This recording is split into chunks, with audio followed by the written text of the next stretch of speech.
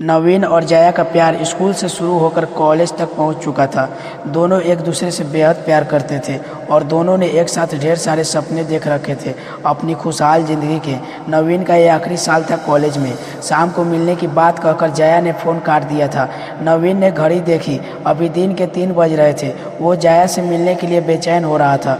जया को अपनी बाहों में भर लेना और उसके बदन की वो मीठी सी खुशबू नवीन को बहुत अच्छी लगती थी। जया भी नवीन की बाहों में एक गुड़िया की तरह सिमट कर अपना सब कुछ भूल जाती थी। दोनों इसी तरह लिपट कर काफ़ी देर तक एक दूसरे की बाहों में खोए रहते थे। नवीन को उसी पल का इंतज़ार था फिर से।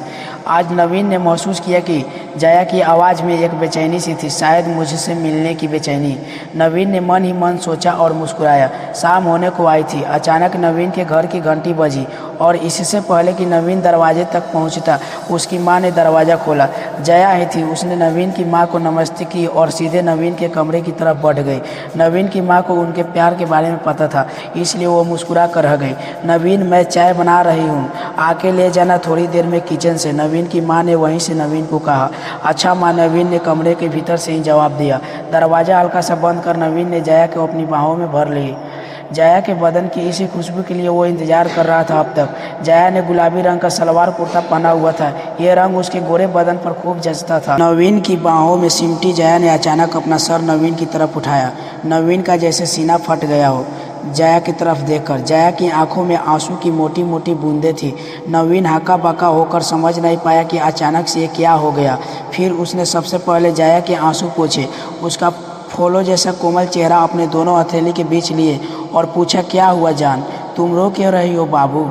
इतना सुनते ही जया जैसे और टूट गई और उसने सबसे पहले दरवाज़ा बंद किया ताकि जया के रोने की आवाज़ कमरे के बाहर ना जाए। फिर उसने जया को अपने बिस्तर पे बिठाया और खुद नीचे ज़मीन पे बैठा।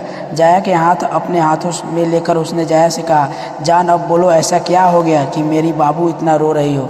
तुम्हें पता है ना कि मेरा दिल पर क्या गुजर रही है। तुम्हारे आंसू देखकर अब प्लीज़ बताओ क्या हुआ है। जया ने अपने आंसू पोंछे, अपने आप को संभाला और नवीन का हाथ पकड़कर बोली, हमारे साथ यहीं तक था जान, हमारे रास्ते आज के बाद कभी साथ ना होंगे। नवीन को जैसे कोई करंट लग रहा हो।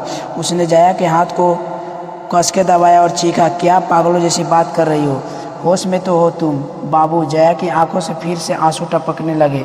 उसने नवीन की अपने पास बिस्तर पर बिठाया और उसका हाथ पकड़कर बोली, जान तुम्हारी बाबू अब किसी और की पत्नी बनने जा रही है। पिताजी आज ही मेरा रिश्ता तय करके घर लौटे हैं और घर में सब बहुत खुश है।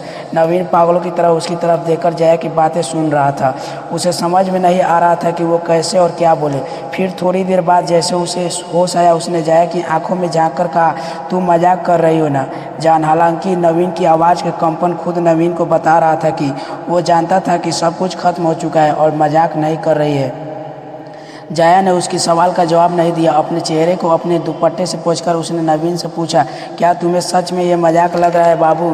नवीन को अचानक से ऐसा लगा जैसे पूरा कमरा उसकी आंखों के सामने घूमने लगा हो और सामने बैठी जया भी उससे गोल शक्ल में दिखाई देती हुई नजर आ रही थी। उसने अपना सर अपने हाथों से पकड़ लिया और एक शब्द ना कहकर फर्श की तरफ देखने लगा। सब कुछ धुंधला सा दिख रहा था उसे, क्योंकि अब उसकी आंखों में आंसुओं की वो गंगा थी जो अभी अभी उसे उसकी बचपन की मोहब्बत जया ने तोहफे में दी थी। जया बिस्तर से उठी और दरवाजे की तरफ बढ़ी। नवीन अभी भी वैसे ही बैठा हुआ था। नवीन जया ने जब उसे उसका नाम लेकर पुकारा तो उसे हैरान होकर जया की तरफ देखा। आज तक जो जया उसे बाबू, जान, जानू, सोना के अलावा उसे और कुछ नहीं कहती थी, आज शादी की बात तय होने के बाद उसे उसके नाम से बुला रही थी। अचानक जैसे नवीन को होश आया, उसके चेहरे पे आंसुओं के साफ देख रही थी। उसके होठों पे दर्द भरी मुस्कुराहट थी। उसने जया की तरफ गौर से देखा और बोला, तुम यही कहने वाली हो ना कि मैं तुम्हारी शादी में कोई बाधा ना डालूं। जया ने यह सुनकर अपना सर झुका लिया और हल्के से बोली, हाँ नवीन, यही कहना था। मुझे पूरी उम्मीद है कि तुम मेरी हालात समझोगे और कुछ भी ऐसा वैसा नहीं करोगे जिससे ये शादी टूटे या मेरी या मेरे घर वाले की बदनामी हो।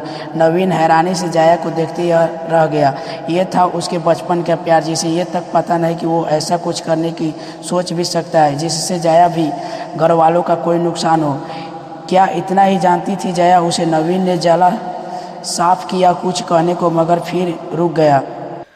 उसने जया की तरफ देखा, दीवानों की तरह मुस्कुराया, अपने दोनों हाथ जोड़कर जया को उसने प्रणाम किया और दरवाज़ा खोल दिया। जया जैसे ही कमरे से निकली उसने देखा नवीन की माँ वहीं दरवाजे के पास ही थी। वो समझ गई कि नवीन की माँ ने सब कुछ सुन लिया है। अपना सर झुकाकर जया वहाँ से चली गई। नवीन की माँ नवीन के कमरे में चाय रख दी। उन्होंने नवीन की तरफ देखा। नवीन जैसे शून्य की तरह देख रहा था।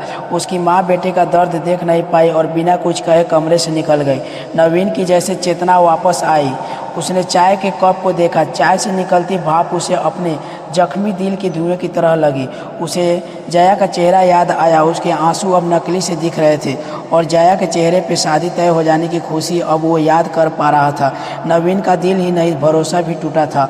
उसने बाहर देखा, अंधेरा बढ़ने लगा था, बाहर भी और उसके ज़िंदगी में भी।